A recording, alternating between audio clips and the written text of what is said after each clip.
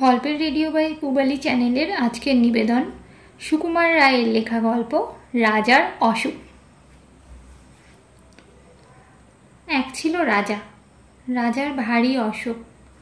Doctor, বদ্যি, হাকিম, কবিরাজ সব দলে দলে আসে আর দলে দলে ফিরে যায়।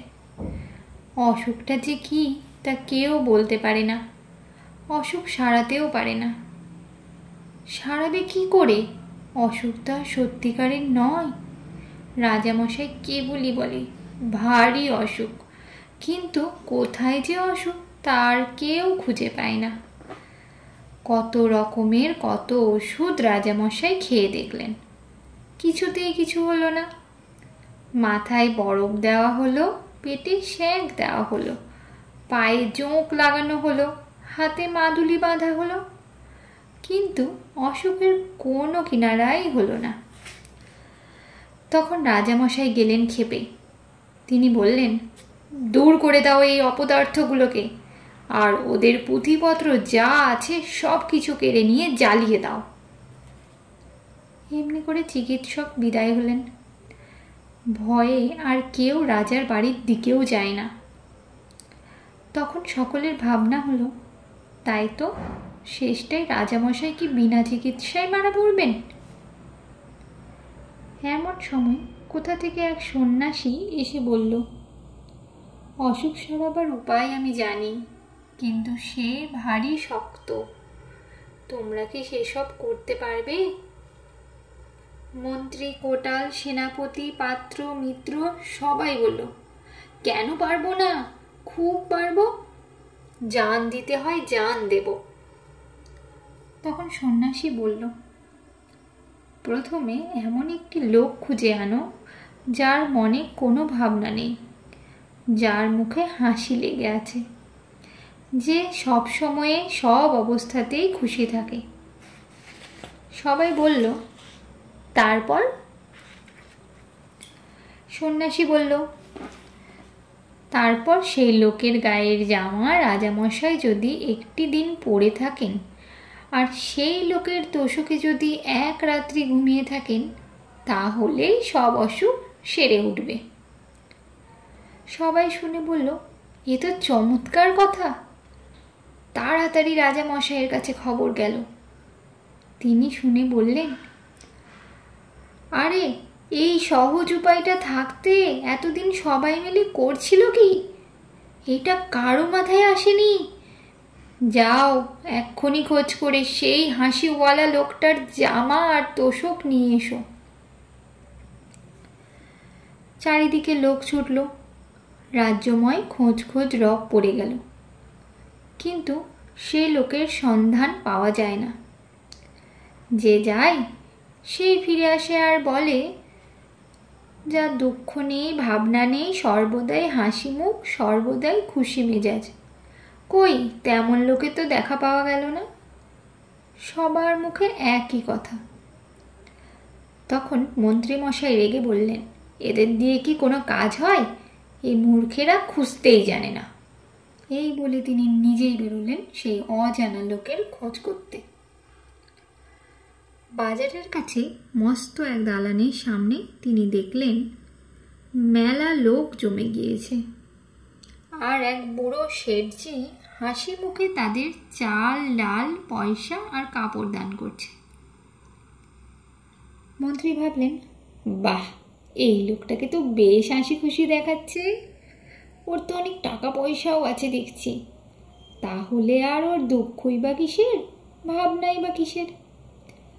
ওরই একটা জামা আর তোষক চেয়ে নেওয়া যাক। মন্ত্রীমশাই এইরকম ভাবছেন, ঠিক এই সময়ে একটা ভিখারি করেছে কি, ভিক্ষা নিয়ে শেঠজিকে সেলাম না করেই চলে যাচ্ছে। আর শেঠজির রাগ দেখে কে? তিনি ভিখারিকে গাল দিয়ে জুতো মেরে তার ভিক্ষা কেড়ে তাকে তাড়িয়ে দিলেন। ব্যাপার দেখে মন্ত্রীমশাই মাথা নেড়ে সেখান থেকে সরে পড়লেন। তারপর নদীর ধারে এক জায়গায় তিনি দেখলেন একটা লোক ভারী মজার ভঙ্গি করে নানা রকম হাসির গান করছে। আর তাই শুনে চারিদিকের লোকেরা হো হো করে হাসছে। মানুষ যে এত রকম হাসির ভঙ্গি করতে পারে তা মন্ত্রীমশাইয়ের জানা ছিল না। তিনি লোকটার গান শুনে আর তামাশা দেখে একেবারে হেসে অস্থির হয়ে উঠলেন আর ভাবলেন, এমন আমোদে লোকটা থাকতে কি না আমার লোকগুলো সব হতাশ হয়ে ফিরে যায়। তিনি পাশের একটি লোককে জিজ্ঞাসা করলেন, এই লোকটা কে হে? সে বলল, ও হচ্ছে গোবরা মাতাল। এখন দেখছেন কেমন খোশ মেজাজে আছে, কিন্তু সন্ধ্যা হলেই ওর মাতলামি, চেঁচামেচি আর উৎপাত শুরু হয়। ওর ভয়ে পাড়ার লোক তিষ্ঠতে পারে না। শুনে মন্ত্রীমশাই গম্ভীর হয়ে আবার চললেন সেই লোকটির সন্ধানে। সারাদিন খুঁজে খুঁজে মন্ত্রীমশাই সন্ধ্যার সময় বাড়ি ফিরলেন, কিন্তু সে লোকের সন্ধান মিলল না। এমনি করে দিনের পর দিন তিনি খোঁজ করেন আর দিনের পর দিন হতাশ হয়ে বাড়ি ফেরেন। তার উৎসাহ প্রায় ফুরিয়ে এসেছে। এমন সময় হঠাৎ এক গাছতলায় তিনি একটা পাগলা গোছের বুড়ো লোকের দেখা পেলেন। লোকটার মাথা ভরা চুল, মুখ ভরা দাড়ি, সমস্ত শরীর যেন শুকিয়ে দড়ি হয়ে গিয়েছে। সে একা একা বসে বসে আপন মনে কেবলই হাসছে। মন্ত্রী বললেন, তুমি এত হাসছো কেন? সে বলল, হাসবো না? পৃথিবী বন বন করে ঘুরছে, গাছের ছায়া সরে সরে যাচ্ছে, মাঠে মাঠে ঘাস গজাচ্ছে, রোদ উঠছে, বৃষ্টি পড়ছে, পাখিরা গাছে এসে বসছে, আবার সব উড়ে যাচ্ছে। এসব চোখের সামনে দেখছি আর হাসি পাচ্ছে। মন্ত্রী বললেন, তা না হয় বুঝলাম, কিন্তু শুধু বসে বসে হাসলে তো আর মানুষের দিন চলে না। তোমার কি আর কোনো কাজকর্ম নেই? ফকির বলল, তা কেন থাকবে না? সকালবেলায় নদীতে যাই, সেখানে স্নান টান সেরে লোকজনের যাওয়া আসা, কথাবার্তা এইসব তামাশা দেখে আবার গাছতলায় এসে বসি। তারপর যেদিন খাওয়া জোটে খাই, যেদিন জোটে না সেদিন খাই না।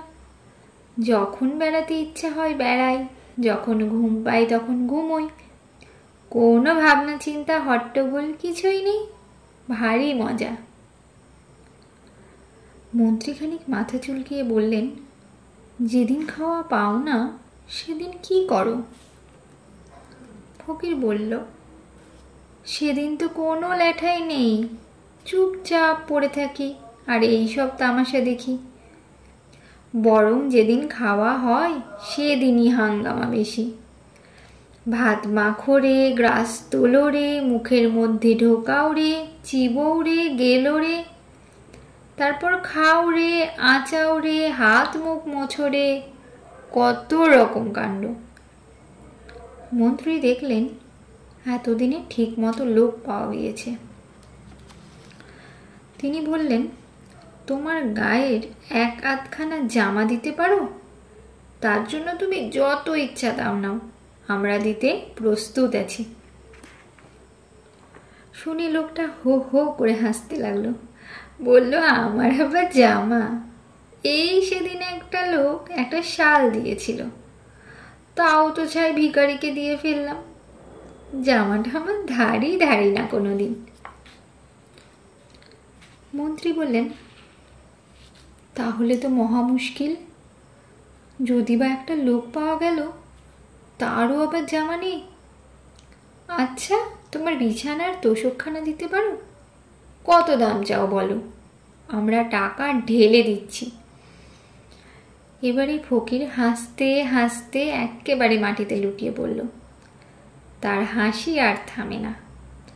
অনেকক্ষণ হেসে তারপর সে বলল,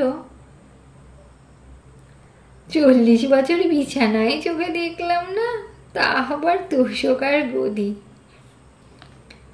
মন্ত্রীমশাই বড় বড় চোখ করে বললেন, জামাও গায়ে দাও না, লেপ কম্বল বিছানাও সঙ্গে রাখো না, তো তোমার কি অসুখও করে না ছাই?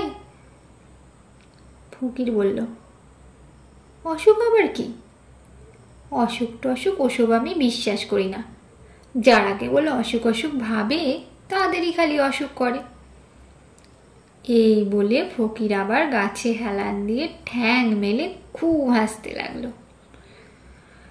মন্ত্রীমশাই হতাশ হয়ে বাড়ি ফিরলেন। রাজার কাছে খবর গেল। রাজা মন্ত্রীকে ডেকে পাঠালেন। তার কাছে সব কথা শুনলেন। শুনে মন্ত্রীমশাইকে বিদায় দিলেন। আবার সবাই ভাবতে বসল, এখন উপায় কি হবে? চিকিৎসাও হলো না, অনেক কষ্টে যা একটা উপায় পাওয়া গেল সেটাও গেল ফসকে। সবাই বসে বসে ওর মুখ চায়, দীর্ঘশ্বাস ফেলে আর বলে, না, আর তো বাঁচবার উপায় দেখছি না। ওদিকে রাজামশাই ভাবতে বসেছেন, আমি থাকি রাজার হালে, ভালো ভালো খাই, কোনো কিছুর অভাব নেই, লোকেরা সর্বদা তোয়াজ করছে। আমার হলো অসুখ, আর ওই হতভাগা ফকির, যার চাল চুলো কিচ্ছু নেই, জামা নেই, কম্বল নেই, গাছতলায় পড়ে থাকে, যা পায় তাই খায়, সে কিনা বলে অসুখ টসুখ কিচ্ছু মানেই না। সে ফকির হয়ে অসুখ করে দিতে পারলো, আর আমি রাজা হয়ে পারবো না? তারপর দিনই রাজা ঘুম থেকে উঠে পাত্র মিত্র সবাইকে ডেকে বললেন, যা হতভাগা মুখ্যগুলো সবাই বসগে যা, তোরা কেউ কিচ্ছু করতে পারলি না। এখন এই দেখ, আমার অসুখ আমি নিজেই সারিয়ে দিয়েছি। আজ থেকে আবার সবাই গিয়ে বসবো, আর যে টু শব্দটি করবে তার মাথা উড়িয়ে দেব। গল্পের রেডিও বাই পুবালি চ্যানেলে এতক্ষণ আপনারা শুনছিলেন সুকুমার রায়ের লেখা গল্প রাজার অসুখ। গল্প পাঠ কেমন লাগছে এবং কি কি ধরনের গল্প আপনারা শুনতে চান কমেন্ট করে অবশ্যই জানাবেন। গল্পটি ভালো লাগলে লাইক করে শেয়ার করে দেবেন আর সাবস্ক্রাইব করে পাশে থাকবেন। খুব শিগগিরই ফিরে আসব নতুন আরেকটি গল্প নিয়ে।